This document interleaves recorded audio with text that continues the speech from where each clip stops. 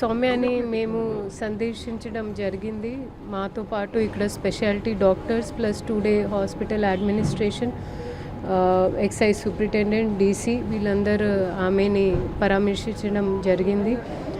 So కొన్ని multiple organ injuries ఉన్నాయి, దానివల్ల ఎక్కువ బ్లడ్ లాస్ అయిపోయింది. ఇప్పుడు ఆమె వెంటిలేటర్ మీద ఉంది.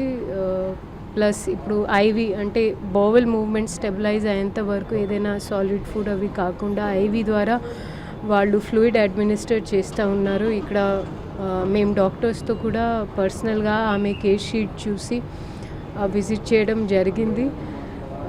ఇంకా నెక్స్ట్ 48 గంటలు మనకి క్రూషియల్ ఉన్నాయి. మేము ఇక్కడి నుంచి హైదరాబాద్ అయినా షిఫ్ట్ చేయాలి తలుచుకుంటే కూడా ఇప్పుడు ఆమె పరిస్థితి ఇంకా కొంచెం స్టెబిలైజ్ అయినాక నెక్స్ట్ 24-40 అవర్స్లో బహుశా ఆమె రికవర్ అయిపోతుంది. ఒకవేళ అనుకోలేని ఊహించలేని పరిస్థితిలో మనం షిఫ్ట్ చేయాలంటే అది కూడా చేసుకోవడానికి మేము అడ్మినిస్ట్రేషన్ పరంగా సిద్ధంగా ఉన్నాము.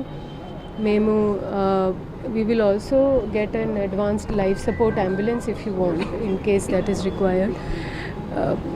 ఏఎల్ఎస్ అంబులెన్స్ కూడా హైదరాబాద్లో అపోలో వాళ్ళతో మాట్లాడి అది కూడా ఏర్పాటు చేస్తున్నాము, జస్ట్ ఒక స్టాండ్ బైగా ఒకవేళ అవసరం పడితే. బట్ బహుశా షీఈ్ రికవరింగ్.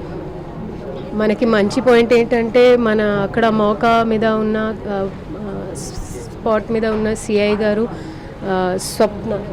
స్వప్న గారు అక్కడే on the spot CPR administer చేశారు. దానివల్ల ఆమె ఒక ఏదైతే హ్యామరేజ్ షాక్ ఉందో దాని నుంచి బయటికి వచ్చింది, లేదా పరిస్థితి ఇంకా విషమయ్యే అవకాశం ఉండే. సో వాళ్ళు చాలా క్విక్ థింకింగ్తో వారి సిబ్బందిని కాపాడగలిగారు.